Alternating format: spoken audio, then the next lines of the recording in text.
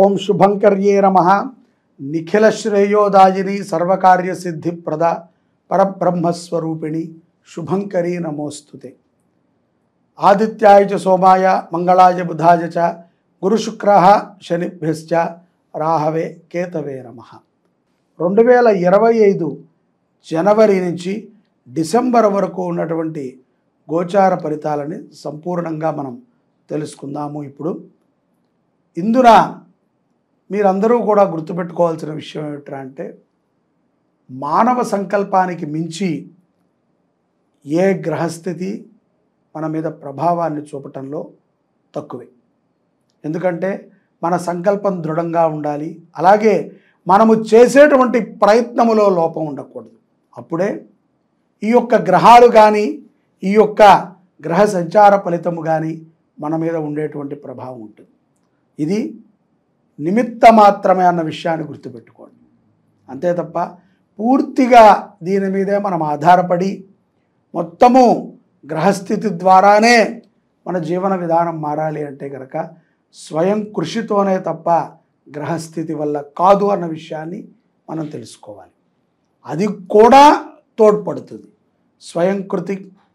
స్వయం కృషితో పాటుగా గ్రహస్థితి కూడా తోడ్పడుతుంది, మన సంకల్పం కూడా తోడ్పడుతుంది, అలాగే మనము చేసేటువంటి ప్రయత్నము కూడా తోడ్పడుతుంది.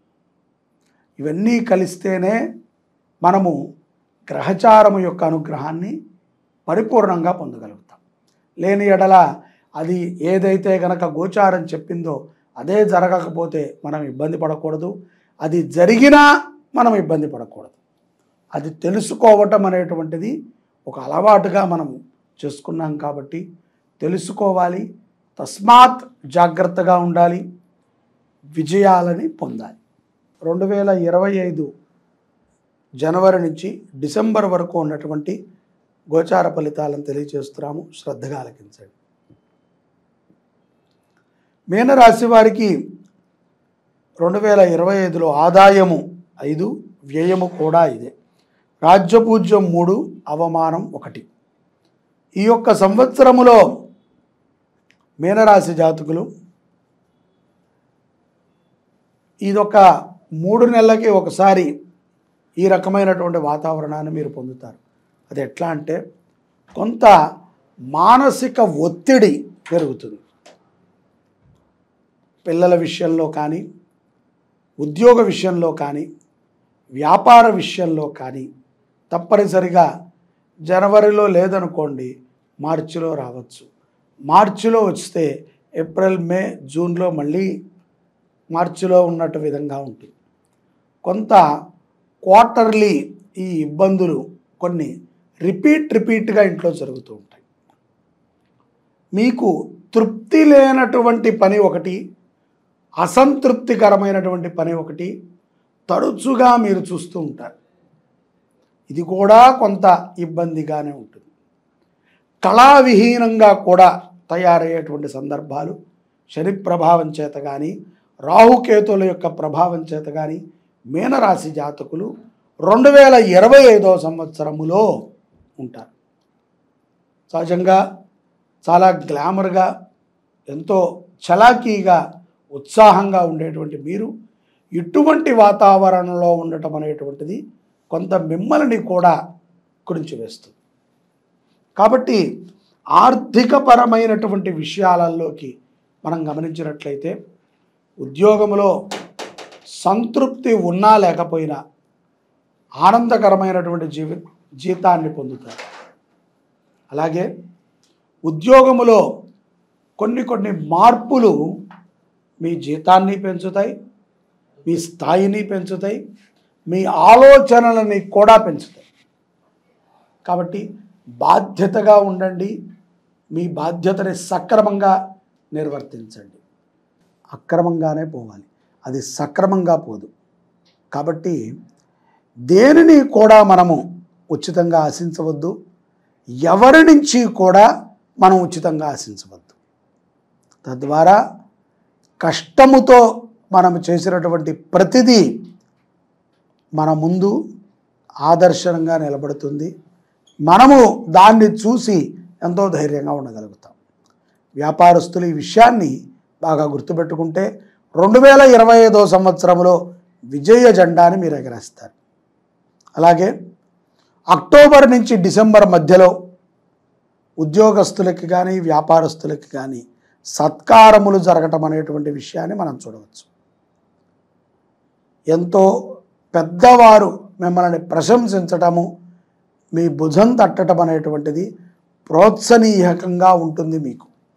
అలాగే ఈ యొక్క 2025వ సంవత్సరములో జూలై మాసము నుంచి సంవత్సరాంతము వరకు కూడా విద్యార్థులు తాము చదివేటువంటి చదువు పైన శ్రద్ధతో పాటు అపారమైనటువంటి భక్తిని కూడా ప్రదర్శించాలి.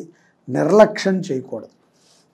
నిర్లక్షణ ధోరణితో చదివితే మీ డబ్బుతో మీరు పాస్ అవ్వాలి తప్ప చదువుతో మీరు పాస్ కాలేరు.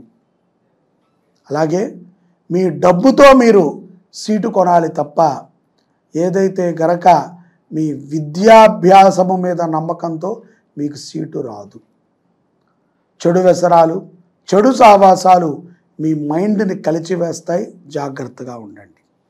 ఇక్కడ 2025వ సంవత్సరములో జనవరి నుంచి కూడా కొన్ని సందర్భాల యందు విపరీతముగా డబ్బు ఖర్చు అవుతుంది. ఆ సందర్భాలు ఏంట్రా అంటే, ఒకటి మీకు సంబంధించినటువంటి సుఖభోగాల కోసము, రెండోది మీ యొక్క ఆప్తులు అడిగారు అని చెప్పి మీరు దాచుకున్నటువంటి డబ్బుని వారి మీద పెట్టుబడి పెట్టడం, మూడోది అత్యాశ కోసం డబ్బును ఖర్చు పెట్టడం. ఈ మూడిటి ద్వారా కూడా 2025వ సంవత్సరంలో మీనరాశి జాతకులు ధన నష్టాన్ని చవి చూడాల్సి వస్తుంది. తస్మాత్ జాగ్రత్తగా ఉండాలి. అశ్రద్ధతో చేసేటువంటి పని స్త్రీలకి ప్రమాదాన్ని తెచ్చిపెడుతుంది. ఇతరుల విషయాలలో జోక్యం చేసుకోకపోవటం అనేటువంటిది చాలా మంచిది. ఉచిత సలహాలు ఇవ్వటం ద్వారా కోపగ్రస్తులవుతారు. నీలాప నిందలు తప్పవు. ఏమిట్రా ఈ సంవత్సరము అనే విధంగా ఉంటుంది నూతనముగా వివాహం చేసుకున్నటువంటి వారికి. మీరు ఏదో ఊహించి ఉంటారు, ఏదో ఇలా ఉంటుంది జీవితం, అలా ఉంటుంది. కానీ తీరా చూస్తే ఇక్కడ అంతా కూడా రివర్స్గా కనబడుతున్నట్టు మీకు అనిపిస్తుంది. దానికి కారణము మీ ఆలోచన తప్ప సందర్భాలు కాదు అన్న విషయాన్ని గుర్తుపెట్టుకోండి. తల్లిదండ్రుల మాట వినండి. ఏది ఉన్నా నూతనంగా వివాహం చేసుకున్న వారైనా పాతవారైనా భార్యాభర్తలు చర్చించుకోండి. ఉన్నది ఉన్నట్టుగా నిదానంగా మాట్లాడుకోండి. మాట్లాడే ముందు నిదానత్వాన్ని అలవాటు చేసుకుంటే ఏ గొడవ దంపతులకి చేరదు. అలాగే మంచి ఆరోగ్యాన్ని, మంచి సంతతిని, మంచి అభివృద్ధిని కూడా మీనరాశి జాతకులు ఈ 2025వ సంవత్సరంలో తప్పనిసరిగా పొందుతారు. అలాగే అభివృద్ధి పదముగా నడిచేటువంటి నాయకులు కానీ, రియల్ ఎస్టేట్ వారు కానీ, డాక్టర్స్ కానీ ఎవరైనా సరే ఇట్లా ఈ మార్గంలో సనాతన మార్గంలో గనక మీరు వెళ్ళినట్లయితే విజయ సాంకేతికాన్ని మీరు ఎగరవేయచ్చు. కొన్ని సందర్భాల యందు మీనరాశిలో ఉన్నటువంటి నాయకులకి సడన్గా పదవులు వచ్చి పడతాయి. ఎలక్షన్స్లో కూడా నిలబడాల్సిన సందర్భాలు కనిపిస్తున్నాయి. మీకోసమై కొన్ని ఎలక్షన్స్ కూడా జరిగేటువంటి సందర్భాలు గోచరిస్తున్నాయి. కుటుంబానికి ఏ రకమైనటువంటి భరోసా ఉందో మీరంటే అదే రకమైనటువంటి భరోసాని సమాజానికి ఇవ్వాలి. అలాగే పెద్దలని గౌరవించటం, తల్లిదండ్రులని ప్రేమగా చూడటము, సమాజంలో ఎవరికి హాని కలిగించినటువంటి సత్ప్రవర్తనతో ఉంటే మీనరాశి జాతకులు విశేషమైనటువంటి అనుగ్రహాన్ని పొందుతారు. ఈ యొక్క 2025వ సంవత్సరము మీనరాశి జాతకులు నవగ్రహ యజ్ఞాన్ని చేయటము చాలా విశేషము. మార్చిలో కానీ ఆగస్టులో కానీ డిసెంబర్లో కానీ ఈ యొక్క నవగ్రహ యజ్ఞాన్ని మీరు తలపెట్టినట్లయితే మీకు అనేక కార్యాలు దిగ్విజయంగా పూర్తవుతాయి. అలాగే నవగ్రహముల యొక్క అనుగ్రహం ద్వారా అపమృత్యు బాధల నుంచి, అప్రాప్త లక్ష్మీ బాధల నుంచి బయటపడి దీర్ఘాయుష్మంతులు అవుతారు. జై శుభంకరి. సర్వే జనాః సుఖినో భవంతు.